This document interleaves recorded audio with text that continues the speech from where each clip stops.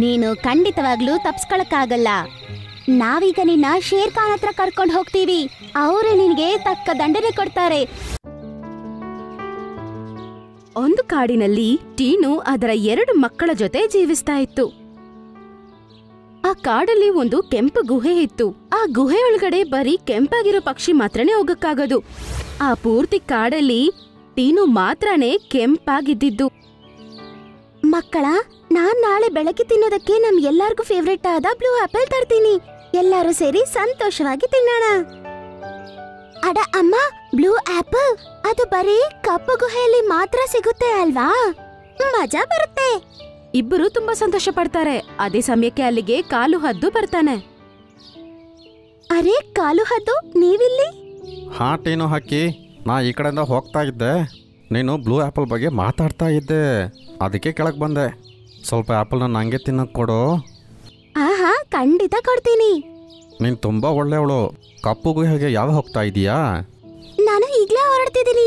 ಒಂದು blue apple ಕಿತ್ಕೊಂಡ್ ಬಂದು ಅದು ರಾತ್ರಿ ಪೂರ್ತಿ ಚಂದ್ರನ ಬೆಳಕಲ್ಲಿ ಇಡಬೇಕು. ಬೆಳಗ್ಗೆ ಸೂರ್ಯೋದಯ ಆಗಿದ ತಕ್ಷಣ ಅದನ್ನ ತಿನ್ಬೋದು. ಸರಿ, ನಾನು ಬೆಳಿಗ್ಗೆ ತಿನ್ನೋದಕ್ಕೆ ಬಂದ್ಬಿಡ್ತೀನಿ. ಹಂಗಂತ ಹೇಳಿ ಕಾಲು ಹದ್ದು ಅಲ್ಲಿಂದ ಹೊರಡ್ಬಿಡುತ್ತೆ. ಅಮ್ಮ, ಒಂದ್ಸಲಕ್ಕೆ ನಿಮ್ ಕೈಲಿ ಒಂದು ಆಪಲ್ ತರಕ್ಕಾಗೋದು, ಆಗ ಕಾಲು ಹದ್ದಿಗೆ ಏನ್ ಕೊಡಕ್ಕಾಗತ್ತೆ ಹೇಳಿ? ಅರೆ ಮಕ್ಕಳ, ಈ ತರ ಮಾತಾಡ್ಬೇಡಿ.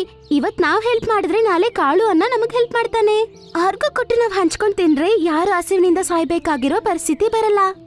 ಗೋಲ್ಡಿ ಇದನ್ನೆಲ್ಲ ಕೇಳಿಸ್ಕೊತಾನೆ. ಅವನು ಕೂಡ ಕೆಳಗಡೆ ಬರ್ತಾನೆ. ನೀನು ಕಪ್ಪು ಗರುಡಕ್ಕೆ ಆಪಲ್ ಕೊಡ್ತೀಯಾ ಅಂತ ಕೇಳ್ಪಟ್ಟೆ. ಹೌದು, ಕೊಡ್ತೀನಿ. ನಿಮ್ಗೇನಾದ್ರೂ ಸಮಸ್ಯೆನಾ? ಅರೆ ಇಲ್ಲ, ಅದರಲ್ಲಿ ನಂಗೆ ಏನು ತೊಂದರೆ ಇಲ್ಲ. ಅವನಿಗೆ ಕೂಡ ಅರ್ಧ ಆಪಲ್ ಅಲ್ಲಿ ನಂಗೆ ಸ್ವಲ್ಪ ಕೊಡ್ಬೋದಲ್ಲ? ಆಪಲ್ ನ 4 ಪೀಸ್ಗಳಾಗಿ ಕಟ್ ಮಾಡಿ ಅದನ್ನ ನಾವು ಮೂವರು ಮತ್ತು ಕಾಲು ಅನ್ನ ತಿಂತೀವಿ. ನೀವು ನೆಕ್ಸ್ಟ್ ಟೈಮ್ ತಗೊಳ್ಳಿ. ನಾನು ನೋಡ್ಕೋತೀನಿ. ಆ ಆಪಲ್ ಕಳ್ತನ ಆಗ್ಬೇಕು. ಹಂಗಂತೇಳಿ ಗೋಲ್ಡಿ ಅಲ್ಲಿಂದ ಹಾರ್ಕೊಂಡು ಹೋಗ್ಬಿಡ್ತಾನೆ. ಆಗ ಅದನ್ನ ಇಗ್ನೋರ್ ಮಾಡಿ ಟೀನು ಮಕ್ಕಳ ಹತ್ರ, ಸರಿ ಮಕ್ಕಳ, ನಾನು ಕಾಲಿ ಗುಹೆಗೆ ಹೋಗಿ ಬರ್ತೀನಿ, ನೀವು ಭದ್ರವಾಗಿರಿ. ಬೇಗ ಬನ್ನಿ ಅಮ್ಮ. ಟೀನು ಅಲ್ಲಿಂದ ಹಾರ್ಕೊಂಡು ಹೋಗುತ್ತೆ. ಆಮೇಲೆ ಅದು ಸ್ವಲ್ಪತ್ತಲ್ಲೇ ಕಾಲಿ ಗುಹೆಯಿಂದ ಒಂದು ಬ್ಲೂ ಆಪಲ್ ನ ತಗೊಂಡು ಬರುತ್ತೆ. ಸೂಪರ್ ಅಮ್ಮ. ಟೀನು ಬ್ಲೂ ಆಪಲ್ ನ ಚಂದ್ರನ ಬೆಳಕಲ್ಲಿ ಕೆಳಗಡೆ ಇಡ್ತಾಳೆ. ಮೂವರು ತುಂಬಾನೇ ಸಂತೋಷದಿಂದ ಅವರ ಗೂಡಲ್ಲಿ ಹೋಗಿ ಮಲ್ಕೋತಾರೆ. ಬೆಳಗ್ಗೆ ಕೋಳಿ ಕೂಗಿದ ತಕ್ಷಣ ಅವರು ಮೂವರು ಎದ್ದೊಳ್ಬಿಡ್ತಾರೆ. ಅಮ್ಮ, ಬೆಳಗಾಯ್ತಮ್ಮ, ಬಾ ಅಮ್ಮ, ಹೋಗಿ ಆಪಲ್ ತಿನ್ನೋಣ. ಆಯ್ತು ಮಕ್ಕಳ. ಮೂವರು ಗೂಡಿನಿಂದ ಇಳಿದು ಕೆಳಗಡೆ ಬರ್ತಾರೆ. ಕೆಳಗಡೆ ಬಂದು ನೋಡಿದ್ರೆ ಅಲ್ಲಿ ಪಾಪ ಗ್ರೀನ್ ಆಪಲ್ ಕಾಣಿಸ್ತಿಲ್ಲ. ಅರೆ, ಇದೆಂಗ್ ಸಾಧ್ಯ? ಬ್ಲೂ ಆಪಲ್ ನಾನು ಇಲ್ಲೇ ಇಟ್ಟಿದ್ದೆ ಅಲ್ವಾ? ಅದೇ ಸಮಯಕ್ಕೆ ಅಲ್ಲಿ ಕಾಲು ಬರ್ತಾನೆ. ಅರೆ ಟೀನು, ಆ ಬ್ಲೂ ಆ್ಯಪಲ್ ತಗೋಬಾ, ತಿನ್ನೋದಕ್ಕೆ ಕಾತರದಲ್ಲಿದ್ದೀನಿ ನಾನು. ಟೀನು ತುಂಬಾನೇ ಕೋಪದಿಂದ ನಡೆದ ಎಲ್ಲಾ ವಿಷಯನೂ ಹೇಳ್ತಾಳೆ. ಇದನ್ನ ಖಂಡಿತವಾಗಿ ಆ ಗೋಲ್ಡಿನೇ ಮಾಡಿರ್ಬೇಕು. ನಾನು ಅವನನ್ನ ಕರ್ಕೊಂಡ್ಬರ್ತೀನಿ. ಹಂಗಂತೇಳಿ ಕೋಪದಿಂದ ಕಾಲು ಅಲ್ಲಿಂದ ಹೋಗ್ತಾನೆ. ಸ್ವಲ್ಪತ್ತಲ್ಲೇ ಅಲ್ಲಿಗೆ ಗೋಲ್ಡಿ ಮತ್ತೆ ಅದರ ಹೆಂಡತಿನ ಕರ್ಕೊಂಡ್ ಬರುತ್ತೆ. ಟೀನು ಹಕ್ಕಿ, ನಿನ್ನ ಹತ್ರ ನಾನು ಆಪಲ್ ಕೇಳ್ದೆ, ಹೌದು. ನೀನು ಕೊಟ್ಟಿಲ್ಲ. ನಂಗೆ ಅದರಲ್ಲಿ ಸಿಟ್ಟು ಬಂತು, ಹೌದು. ಆದ್ರೆ ಅದಕ್ಕರ್ಥ ನಾನದನ್ನ ಕದ್ದಿಲ್ಲ. ಒಂದ್ ವೇಳೆ ಇವರು ಕಳ್ತನ ಮಾಡಿನೇ ನಮ್ಗೆ ಆಹಾರ ತರ್ಬೇಕಂದ್ರೆ ಆತರ ಆಹಾರ ನಮ್ಗೆ ಬೇಕಾಗಿಲ್ಲ. ಆದ್ರೆ ಆತರ ಏನೂ ನಡೆದಿಲ್ಲ. ನಾವು ನಿನ್ನೆ ಮಿಕ್ಕಿದ್ದನ್ನೇ ತಿಂದು ಮಲಗಿದ್ವಿ. ಹಾಗಾದ್ರೆ ಈ ಆಪಲ್ ನೀವು ಕಳ್ತನ ಮಾಡಿಲ್ವಾ? ಕೇಳಿ, ನಾವೆಲ್ಲರೂ ಸೇರಿ ಟೀನುಗೆ ಖಂಡಿತ ಹೆಲ್ಪ್ ಮಾಡ್ಬೇಕು. ಕಾಲಿ ಗುಹೆ ಒಳಗಡೆ ಬರೀ ಟೀನು ಮಾತ್ರ ಹೋಗಕ್ಕಾಗತ್ತೆ. ನಾವು ಟೀನು ಜೊತೆ ಹೋಗಿ ಕಾಲಿ ಗುಹೆ ಆಚೆ ನಿಂತ್ಕೊಳ್ಳೋಣ. ಆಗ ಟೀನು ಒಳಗಡೆ ಹೋಗಿ ಒಂದೊಂದ್ ಆಪಲ್ ಆಗಿ ಆಚೆ ತರ್ಲಿ. ಆಮೇಲೆ ಎಲ್ಲರೂ ಸೇರಿ ಅಲ್ಲಿಂದ 5 ಆಪಲ್ ತರ್ಬೋದು. ಹಾ, ಒಳ್ಳೆ ಐಡಿಯಾ. ಸರಿ, ನಾವು ಹೋಗೋಣ. ಟೀನು ಮತ್ತೆ ಎಲ್ಲಾ ಪಕ್ಷಿಗಳು ಸೇರಿ ಅಲ್ಲೇ ಇರುವ ಕಾಲಿ ಗುಹೆಗೆ ಹೋಗ್ತಾರೆ. ಟೀನು ಒಳಗಡೆ ಹೋಗಿ ಒಂದೊಂದ್ ಆಪಲ್ ಆಗಿ ತಗೊಂಡು ಆಚೆ ಬರುತ್ತೆ. ಅವ್ರು ಎಲ್ಲರೂ ಸೇರಿ ಟೀನು ಮನೆಗೆ ಬರ್ತಾರೆ. ಇದನ್ನ ಇಲ್ಲೇ ಚಂದ್ರನ ಬೆಳಕಲ್ಲಿ ಇಟ್ಬಿಡೋಣ. ನಾಳೆ ಬೆಳಗ್ಗೆ ಇದನ್ನ ತಿನ್ನಕ್ಕಾಗತ್ತೆ. ಸರಿ ಟೀನು, ನಾವ್ ಇವಾಗ ಹೋಗ್ ಬರ್ತೀವಿ. ನಾಳೆ ಬೆಳಗ್ಗೆ ಬರ್ತೀವಿ, ಅವಾಗ ಎಲ್ಲರೂ ಸೇರಿ ತಿನ್ನೋಣ. ಹಂಗಂತೇಳಿ ಎಲ್ಲರೂ ಅಲ್ಲಿಂದ ಹೋಗ್ಬಿಡ್ತಾರೆ. ರಾತ್ರಿ ಆಗಿದ ತಕ್ಷಣ ಒಂದು ಗಿಳಿ ಆ ಆಪಲ್ ಹತ್ರ ನಡ್ಕೊಂಡ್ ಬರುತ್ತೆ. ಅದು ಆ ಆಪಲ್ ನ ಬಾಯಲ್ಲಿ ಕಚ್ಕೊಳಕ್ ಹೋಗುತ್ತೆ. ಆ ಸಮಯದಲ್ಲಿ ಅಲ್ಲಿಗೆ ಎಲ್ಲಾ ಹದ್ದುಗಳು ಹಾರ್ಕೊಂಡ್ ಬಂದ್ಬಿಡುತ್ತೆ. ನೀನು ಖಂಡಿತವಾಗ್ಲೂ ತಪ್ಸ್ಕೊಳಕ್ಕಾಗಲ್ಲ. ನಾವೀಗ ನಿನ್ನ ಶೇರ್ ಖಾನ್ ಹತ್ರ ಕರ್ಕೊಂಡು ಹೋಗ್ತೀವಿ. ಅವರೇ ನಿನಗೆ ತಕ್ಕ ದಂಡನೆ ಕೊಡ್ತಾರೆ. ಆಗ ಟೀನು ಪಕ್ಷಿ ತಕ್ಷಣ ಎದ್ದೊಳುತ್ತೆ. ಆಮೇಲೆ ಹೇಳುತ್ತೆ, ನೀನು ಫಸ್ಟ್ ನನ್ನ ಹತ್ರ ಹೇಳು, ನೀನ್ ಯಾಕೆ ಕಳ್ತನ ಮಾಡ್ದೆ? ನನ್ನ ಹತ್ರ ಕೇಳಿದ್ರೆ ಕೊಡ್ತಿರ್ಲಿಲ್ವಾ? ನಿಮ್ಮೆಲ್ಲರಿಗೂ ಗೊತ್ತಾಗ್ಬೇಕಾ ನಾನು ಯಾಕೆ ಕಳ್ತನ ಮಾಡಿದೀನಿ ಅಂತ? ಸರಿ ಬನ್ನಿ, ನನ್ನ ಜೊತೆ ಬನ್ನಿ, ನಿಮ್ಗೆಲ್ಲ ನಿಜನೂ ಗೊತ್ತಾಗ್ಬಿಡುತ್ತೆ. ಅದು ಹಂಗೆ ಹೇಳಿದ ತಕ್ಷಣ ಎಲ್ಲಾ ಪಕ್ಷಿಗಳು ಗಿಳಿಯ ಜೊತೆ ಹೋಗುತ್ತವೆ. ಅದು ಒಂದು ಗುಹೆ ಒಳಗಡೆ ಕರ್ಕೊಂಡೋಗುತ್ತೆ. ಅಲ್ಲಿ ಪಾಪ 2 ಚಿಕ್ಕ ಚಿಕ್ಕ ಗಿಳಿಗಳು ಅನಾರೋಗ್ಯದಿಂದ ನರಳಾಡ್ತಾ ಇರ್ತವೆ. ಅರೆ, ಈ ಮಕ್ಕಳು ಪಾಪ ತುಂಬಾ ಕಷ್ಟಪಡ್ತಿದಾವೆ. ಒಂದು ವೈರಸ್ ಇಂದ ಇನ್ಫೆಕ್ಷನ್ ಆಗಿ ಈ ಪರಿಸ್ಥಿತಿ ಬಂದಿದೆ. ಆಗ ಕೋತಿ ವೈದ್ಯಕ ಹೇಳ್ದ, ಖಾಲಿ ಗುಹೆಯಲ್ಲಿ ಬೆಳೆಯುವ ಬ್ಲೂ ಆಪಲ್ ನ 7 ದಿನ ತಂದ್ಕೊಡು ತಿನ್ನಕ್ಕೆ ಅಂತ. ಆಗ ಅವರು ಆರೋಗ್ಯವಾಗಿರ್ತಾರೆ ಅಂತಂದ. ಆದ್ರಿಂದಾನೇ ನಾನು ಹಂಗ್ ಮಾಡಿತ್ತು. ಆದ್ರೆ ಆ ಕಪ್ಪು ಗುಹೆ ಒಳಗಡೆ ನಾನು ಹೋಗಕ್ಕಾಗಲ್ಲ, ನೀನ್ ಮಾತ್ರನೇ ಹೋಗಕ್ಕಾಗೋದು. ನನಗೆ ಆಪಲ್ ಬೇಕಂತ ಬಂದ್ ಕೇಳಿದ್ರೆ ನೀನ್ ತಂದ್ಕೊಡ್ತೀಯಾ? ಕೊಡಲ್ಲ ಅಲ್ವಾ? ಅದಕ್ಕೆ ಕಳ್ತನ ಮಾಡಿದ್ದು. ಅದನ್ನ ಕೇಳಿ ಟೀನುಗೆ ತುಂಬಾ ಬೇಜಾರಾಗತ್ತೆ. ಆಗ ಟೀನು ಹೇಳುತ್ತೆ, ನೀನೊಂದ್ಸಲ ಬಂದನ್ನ ಕೇಳ್ಬೇಕಾಗಿತ್ತು. ಪಾಪ ಈ ಮಕ್ಕಳು ಎಷ್ಟು ನೋವಿನಿಂದ ನರಳಾಡ್ತಿದ್ದಾರೆ. ಖಂಡಿತ ನಾನು ಅವ್ರಿಗೋಸ್ಕರ ಹೆಲ್ಪ್ ಮಾಡ್ತೀನಿ. ಈಗ ಟೀನು ಏನು ಒಬ್ಬಂಟಿಯಾಗಿಲ್ಲ, ನಾವು ಜೊತೆಯಲ್ಲಿದ್ದೀವಿ, ನಾವು ಸಹಾಯ ಮಾಡ್ತೀವಿ, ನಿಮ್ ಮಕ್ಕಳು ಚೆನ್ನಾಗಿರ್ತಾರೆ. ಅವತ್ತಿಂದ ಟೀನು ಜೊತೆಗೆ ಎಲ್ಲಾ ಹದ್ದುಗಳು ಮತ್ತೆ ಗಿಳಿ ಎಲ್ಲರೂ ಸೇರಿ ಗುಹೆ ಹತ್ರ ಹೋಗ್ತಿದ್ರು. ಗುಹೆ ಒಳಗಡೆ ಟೀನು ಹೋಗಿ ಒಂದೊಂದು ಆಪಲ್ ಹಾಕಿ ತಂದ್ಕೊಡ್ತಿತ್ತು. ಆಗ ದಿನ 5 ಆಪಲ್ ಗಿಳಿ ಮನೆಗೆ ಹೋಗಿ ಸೇರ್ತಿತ್ತು. ಅಲ್ಲಿಗೆ ಹೋದ್ಮೇಲೆ ಆ ಆಪಲ್ ನ ಮಕ್ಕಳ ಜೊತೆ ಸೇರಿ ಎಲ್ಲರೂ ತಿಂತಿದ್ರು. 7 ದಿನ ಇದೇ ರೀತಿ ಆಪಲ್ ನ ತಂದ್ಕೊಟ್ಟು ಮಕ್ಕಳು ತುಂಬಾನೇ ಆರೋಗ್ಯವಾಗಿ ಬದಲಾಗ್ತಾರೆ. ಈ ತರ ಒಬ್ರಿಗೊಬ್ರು ಸಹಾಯ ಮಾಡಿ ಸಂತೋಷವಾಗಿರ್ತಾರೆ. ಆಮೇಲೆ ಎಲ್ಲರೂ ಸೇರಿ ಒಂದೇ ಜಾಗದಲ್ಲಿ ತುಂಬಾನೇ ಸಂತೋಷವಾಗಿ ಜೀವಿಸ್ತಾರೆ. ನಮ್ಮ ಕಾಡಿಗೆ ಯಾರು ಕಣ್ಣು ಬಿದ್ದಿದೆ ಅಂತ ಗೊತ್ತಿಲ್ಲ. ಡೈಲಿ ಯಾವ್ದಾದ್ರು ಪ್ರಾಣಿಗಳು ಮಾಯ ಆಗ್ತಿವೆ. ಆದ್ರೆ ಶೇರ್ ಖಾನ್, ನನ್ಗೆ ಒಂದು ವಿಷಯ ಗಮನಕ್ಕೆ ಬಂದಿದೆ. ಯಾವುದೆಲ್ಲ ಪ್ರಾಣಿ ಮಾಯ ಆಗಿದ್ಯೋ ಅವರನ್ನ ಕೊನೆಗೆ ನೋಡಿದ್ದು ರಹಸ್ಯಮಯ ಬಾಗಿಲ ಬಗ್ಗೆ ಮಾತಾಡುವಾಗ.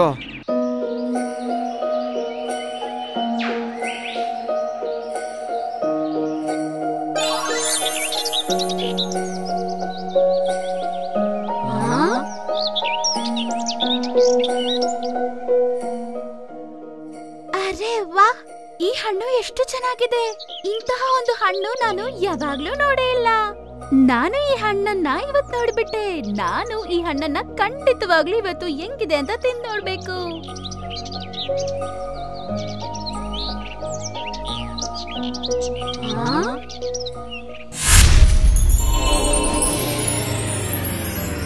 ಅರೆ, ಏನ್ ನಡೀತಿದೆ ಇಲ್ಲಿ?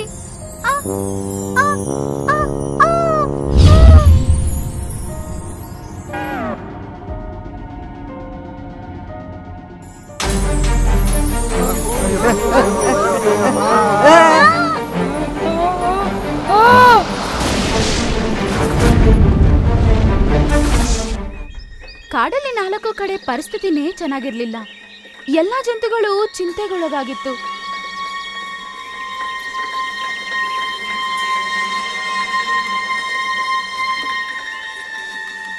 ನಮ್ಮ ಕಾಡಿಗೆ ಯಾರು ಕಣ್ಣು ಬಿದ್ದಿದೆ ಅಂತ ಗೊತ್ತಿಲ್ಲ. ಡೈಲಿ ಯಾವ್ದಾದ್ರು ಪ್ರಾಣಿಗಳು ಮಾಯ ಆಗ್ತಿವೆ. ಆದ್ರೆ ಶೇರ್ ಖಾನ್, ನನ್ಗೆ ಒಂದು ವಿಷಯ ಗಮನಕ್ಕೆ ಬಂದಿದೆ. ಯಾವುದೆಲ್ಲ ಪ್ರಾಣಿ ಮಾಯ ಆಗಿದ್ಯೋ ಅವರನ್ನ ಕೊನೆಗೆ ನೋಡಿದ್ದು ರಹಸ್ಯಮಯ ಬಾಗಿಲ ಬಗ್ಗೆ ಮಾತಾಡುವಾಗ. ಅವರ ಬಾಗಿಲೊಳಗೇನೆ ಹೋಗಿರಬೇಕು. ಆ ಪ್ರಾಣಿಗಳೆಲ್ಲ ಒಳ್ಳೆ ತಲೆ ಇರೋರು. ರಾಮು ಆನೆ, ಚೋಟು ಜಿಂಕೆ ಮತ್ತೆ ಬಗೀರ ಮಂಗ, ಅವರೆಲ್ರಿಗೂ ಆ ಬಾಗಿಲಿನ ಬಗ್ಗೆ ಗೊತ್ತಿತ್ತು. ಅವ್ರಿಗೆ ಗೊತ್ತಿದ್ದು ಯಾಕೊಳಗಡೆ ಹೋಗ್ತಾರವರು? ಈ ರಹಸ್ಯಮಯ ಬಾಗ್ಲೇನೋ? ರಹಸ್ಯಮಯ ಬಾಗಿಲು ಅಲ್ಲಿ ಕಪ್ಪ ಪರ್ವತದ ಮೇಲಿದೆ. ಆ ಬಾಗಿಲಿನಾಚೆ ಏನು ಕಾಣಲ್ಲ, ಬಂಗಾರದ ಕಿರಣಗಳು ಮಾತ್ರ ಕಾಣುತ್ತೆ. ಯಾರದ್ರ ಒಳಗಡೆ ಹೋಗಿದಾರೋ ಹಿಂದೆ ಬರಲೇ ಇಲ್ಲ. ನಮ್ಮ ಪ್ರಾಣಿಗಳು ಮಾಯ ಆಗಿರೋ ವಿಷಯ ಗೋಲ್ಡಿಗೆ ಗೊತ್ತಾಗಿದೆ. ಅವನು ಯಾವಾಗ ಬೇಕಾದ್ರೂ ಶೇರು ಜೊತೆ ಸೇರಿ ನಮ್ಮ ಮೇಲೆ ಅಟ್ಯಾಕ್ ಮಾಡ್ಬೋದು. 2 ಸಿಂಹಗಳನ್ನ ನೀವೇ ಹೇಗೆ ಫೈಟ್ ಮಾಡ್ತೀರಿ?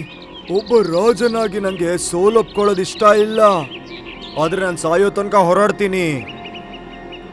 ಇದನ್ ಕೇಳಿದ ಮೀಟು ಗಿಳಿಗೆ ತುಂಬಾನೇ ಬೇಜಾರಾಗುತ್ತೆ. ಮಾರನೇ ದಿನ ಬೆಳಗ್ಗೆ ಯಾರಿಗೂ ಗೊತ್ತಿಲ್ಲದೆ ಆ ಬಾಗಿಲ ಹತ್ರ ಅದು ರಹಸ್ಯವಾಗಿ ಹೋಗಿ ನೋಡುತ್ತೆ. ಮೇಲೆಯಿಂದ ಅದೇನೋ ನೋಡುತ್ತೆ. ಕೆಳಗಡೆ ಕಾಲು ಕರಡಿ ಗೋಲ್ಡಿ ಹತ್ರ ಏನೋ ಮಾತಾಡ್ತಾ ಇರುತ್ತೆ. ಏನೋ ನಮ್ಮ ಕರಡಿ ಆ ಗೋಲ್ಡಿ ಹತ್ರ ಯಾಕೆ ಮಾತಾಡ್ತಿದೆ? ಕೇಳ್ತೀನಿ.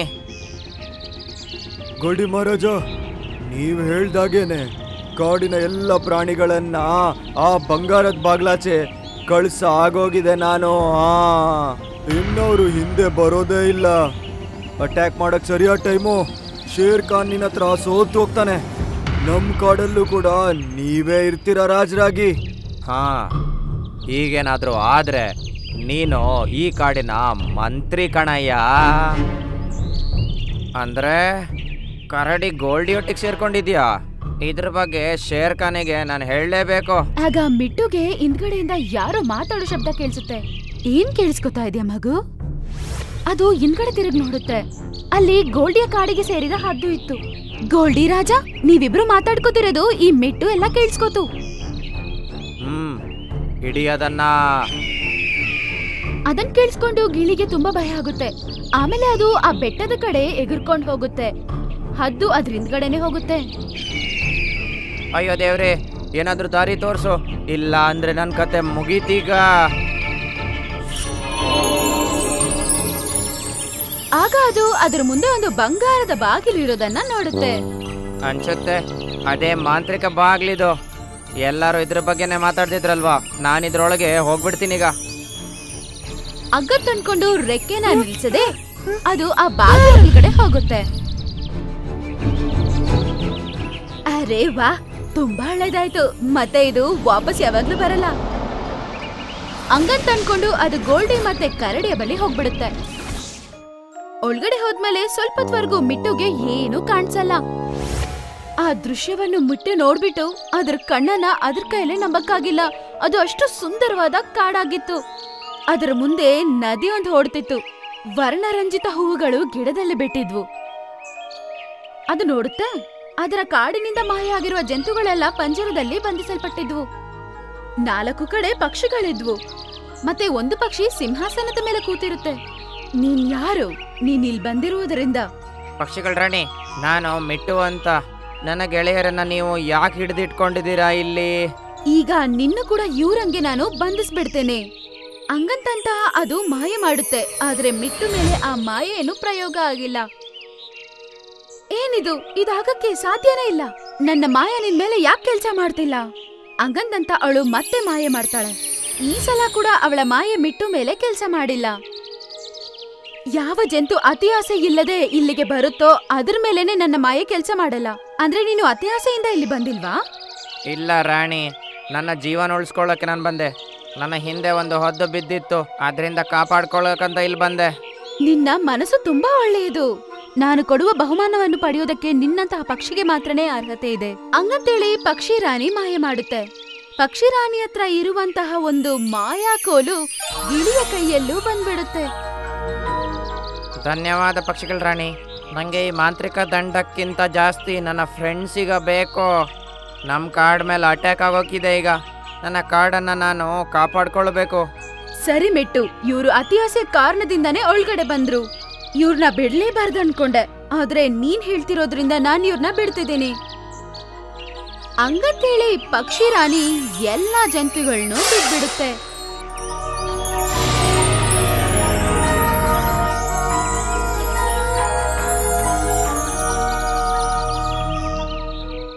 ಕಾಡನ್ನ ಆಕ್ರಮಣೆ ಮಾಡ್ಕೊಳ್ಳೋದಕ್ಕೆ ಗೋಲ್ಡಿ ತಯಾರಾಗಿತ್ತು. ಗೋಲ್ಡಿ ಅದರ ಸಹೋದರನ ಜೊತೆ ಶೇರ್ ಖಾನ್ ಮುಂದೆ ಬಂದು ನಿಂತ್ಕೊಳ್ಳುತ್ತೆ. ಶೇರ್ ಖಾನ್, ಸೋಲೊಪ್ಕೊ ನೀನು. ನಿನ್ನ ಸಪೋರ್ಟರ್ಸ್ ಎಲ್ಲ ಹೋಗಾಗಿದೆ ಈಗಲೇ. ಮತ್ತೆ ನಾವಿಬ್ರು ಹುಲಿಗಳಿದ್ದೀವಿ. ನೀನೊಬ್ಬ ನಮ್ಮಿಬ್ರನ್ನ ಹೇಗ್ ಸೋಲಿಸ್ತೀಯಾ? ಏನಾಗಲ್ಲ, ನಾ ಸತ್ತೋದ್ರು ಕೂಡ ಸೋಲೊಪ್ಕೊಳ್ಳಲ್ಲ. ನಾನಿಲ್ಲಿನ ರಾಜನಾಗೆ ಸಾಯ್ತೀನಿ. ಹಂಗಂತೇಳಿ ಶೇರ್ ಖಾನ್ ಅವ್ರ ಮೇಲೆ ಎಗರ್ತಾನೆ. ಆಗ ಮಿಟ್ಟು ಬೇರೆ ಜಂತುಗಳನ್ನ ಅಲ್ಲಿಗೆ ಕರ್ಕೊಂಡ್ಬರುತ್ತೆ.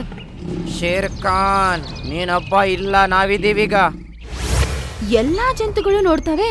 ಮಿಟ್ಟು ಕಳೆದೋಗಿರುವ ಎಲ್ಲಾ ಜಂತುಗಳನ್ನ ಅವಳ ಜೊತೆ ಕರ್ಕೊಂಡ್ ಬಂದ್ಬಿಡುತ್ತೆ. ಗೋಲ್ಟಿ ಮತ್ತೆ ಕರಡಿ ಇದನ್ನ ನೋಡಿ ತುಂಬಾ ಶಾಕ್ ಆಗ್ಬಿಡುತ್ತೆ. ಶೇರ್ ಖಾನ್, ಎಲ್ಲ ಪ್ರಾಣಿಗಳನ್ನೆಲ್ಲ ಮಂಗ ಮಾಡಿ ಆ ಬಾಗಿಲಾಚೆ ಕಳಿಸಿದ್ದು ಕಾಲು. ಅವನು ಗೋಲ್ಡಿಯೋಟಿಗೆ ಸೇರ್ಕೊಂಡಿಯಾನೆ. ಓ ಹೌದಾ, ಇವನಿಗೆ ಶಿಕ್ಷೆ ಆಗ್ಲೇಬೇಕು. ನೀನೊಬ್ಬ ಸಿಂಹ ನಮ್ಮೊಟ್ಟಿಗೆ ಹೋರಾಡಕ್ಕಾಗೋದೇ ಇಲ್ಲ. ಸೋಲೊಪ್ಕೋ, ಇದ್ರಲ್ಲೇ ನಿಂಗೆ ಒಳ್ಳೇದಾಗತ್ತೆ. ಶೇರ್ ಖಾನ್ ಒಬ್ರೇ ಅಲ್ಲ. ಹಂಗಂತೇಳಿ ಮಿಟ್ಟು ಅದರ ಮಾಯೆಯನ್ನು ಶೇರ್ ಖಾನ್ ಮೇಲೆ ಉಪಯೋಗಿಸುತ್ತೆ. ಆಗ ಅದರ ಪಕ್ಕದಲ್ಲೇ ಇನ್ನೊಂದು ಶೇರ್ ಖಾನ್ ಪ್ರತ್ಯಕ್ಷ ಆಗುತ್ತೆ. ಹಾ, ಇದಾಗಕ್ಕೆ ಹೇಗ್ ಸಾಧ್ಯ? ಈಗ ಇಬ್ರು ಸೇರಿ ಅವರಿಬ್ಬರ ಮೇಲೆ ದಾಳಿ ಮಾಡ್ತಾರೆ. ತುಂಬಾ ಹೊತ್ತು ದಾಳಿ ನಡೆದ ನಂತರ ಗೋಲ್ಡಿ ಮತ್ತೆ ಅದರ ಸಹೋದರ ಟಯರ್ಡ್ ಆಗ್ಬಿಡ್ತಾರೆ. ಮತ್ತೆ ಅವರು ಸೋಲೊಪ್ಕೋತಾರೆ.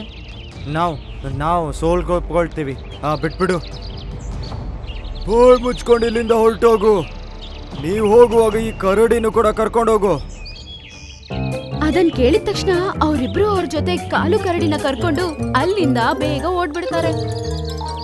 ಶೇರ್ ಖಾನ್ ಮತ್ತೆ ಬೇರೆ ಜಂತುಗಳು ಎಲ್ಲರೂ ಸೇರಿ ತುಂಬಾನೇ ಧನ್ಯವಾದಗಳನ್ನ ತಿಳಿಸ್ತಾರೆ. ಅವಾಗಿಂದ ಎಲ್ಲಾ ಜಂತುಗಳು ಒಂದುಗೂಡಿ ತುಂಬಾ ಸಂತೋಷವಾಗಿ ಜೀವಿಸ್ತಿದೆ. ಮತ್ತೆ ಮಿಟ್ಟುಗಿಳಿ ಅವತ್ತಿಂದ ಎಲ್ಲಾ ಜಂತುಗಳಿಗೂ ಅದರ ಮಾಯ ಉಪಯೋಗ ಮಾಡಿಕೊಂಡು ಸಹಾಯ ಮಾಡ್ತಿತ್ತು. ಆ ರಹಸ್ಯವಾದ ಬಾಗಿಲು ಇವತ್ತು ಕೂಡ ತೆಗೆದೇ ಇದೆ.